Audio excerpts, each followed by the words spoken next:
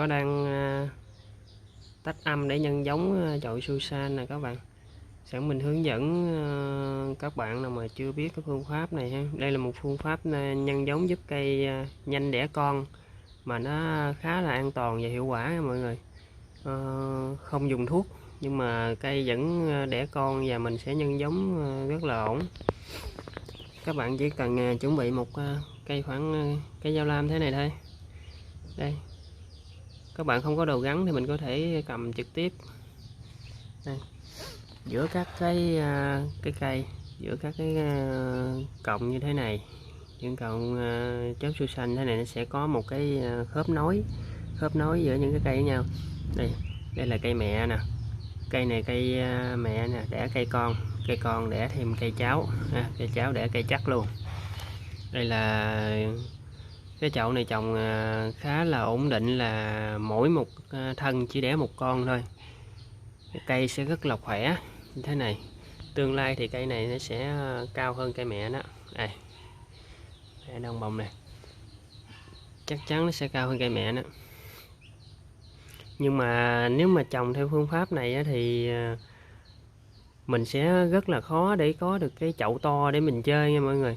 Tại vì nó cứ đẻ theo nguyên tắc 1 đẻ 1 như thế này, nó sẽ không đều chậu. Và cái thứ hai nữa là con nó lên rất là ít, mỗi một mẹ chỉ cho một con thôi. Như vậy thì mình làm chậu tác phẩm nó khá là lâu. Còn đối với mình nhân giống để chơi thì mình chờ đợi rất là lâu.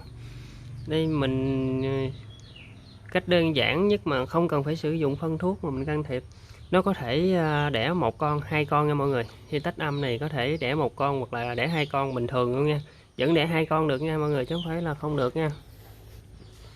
Đây, giữa các cây này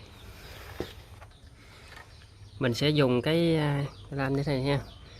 Nãy mình mới tách xong, mình vô lam mình sẽ để vô đây, mình ấn nhẹ nhàng.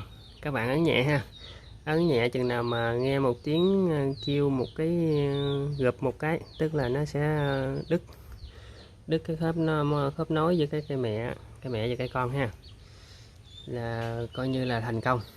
Sau đó mình cứ tiếp tục ấn bên đây. Đây, ở đây mình ấn 2 phát ha, để cho cây mẹ nó đẻ. Đây, những cái mắt này nếu mà bạn không có ấn mà không sử dụng thuốc nữa thì nó sẽ không ra con nha mọi người, hoặc là sẽ ra rất là chậm. Tại vì nó sẽ ưu tiên cung cấp dinh dưỡng đi theo hướng này. Đây, nó đang hướng dẫn nó nuôi con này. Có mắt ngủ nhưng mà nó không lên con được ha. Như đây, mắt ngủ đây mọi người nha, ngủ bên nào mà nó đâu lên con đâu. Đấy, những cái mắt ngủ này nó sẽ không lên nữa. Đây, bên đây cũng vậy, nó có mắt ngủ nhưng mà nó đâu lên con đâu. Tại vì những cây này nó sẽ ưu tiên nó truyền năng lượng đi qua đường này. Khi nào mà mình tách ra như thế này, bình thường nếu mà mình trồng để nhân giống thì mình tách ra, mình lấy gời ra mình trồng luôn, mình trồng ra một chậu riêng. Nhưng mà nếu mình muốn chơi một cái chậu bự thì mình cứ để như thế này ha. Sau đây thì cái con này nó khi mình tách như thế này khoảng 15 hoặc 20 ngày cái con này sẽ lên nè. Nó lên đây con. Nó lên bên đây con ha. Là mình sẽ được 2 con ha. Bên đây sau khi mình tách âm, nếu mà cái cây này cây mẹ này đang nuôi cái mầm tơ này, nó có thể nó không bật cái mắt tiếp theo, nhưng mà cũng có thể nó sẽ bật luôn cái mắt bên đây. Đây, cái mắt này bật là có thể trừ khi cái cọng bên đây nó đứng ngọn thì mắt này sẽ bật nha. Còn nếu mà để như vậy thì khả năng nó khó bật ra. Sau khi cây này đứng ngọn, cây con nè đứng ngọn thì mình cứ lách chỗ này, tách chỗ này một cái nữa để cho cây này nó đẻ ha, cho cây này nó đẻ, còn không nó không đẻ.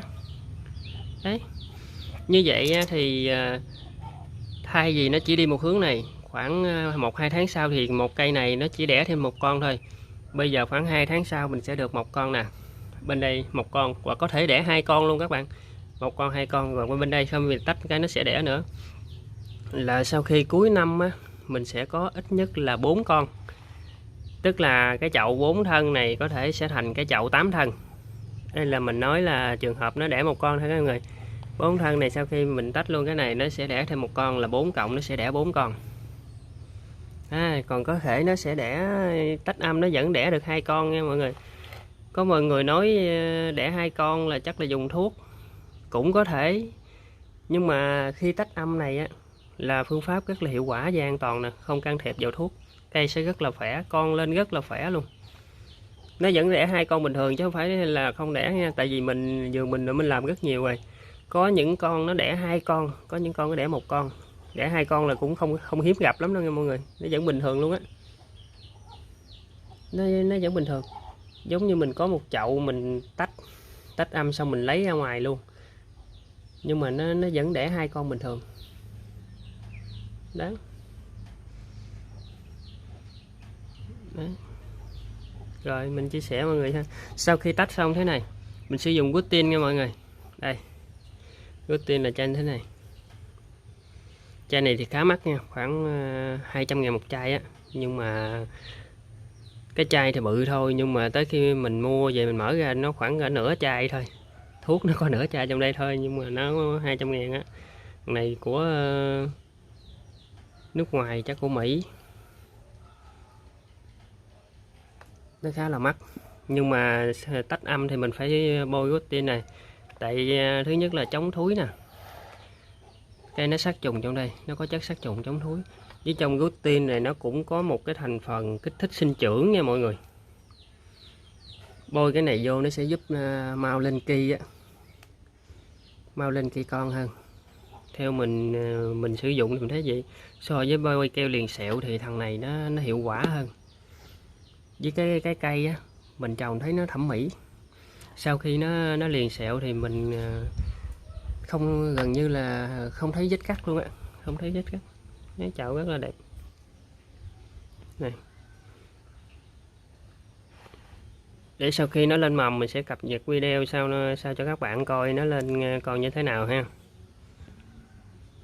Rồi, chào các bạn nha.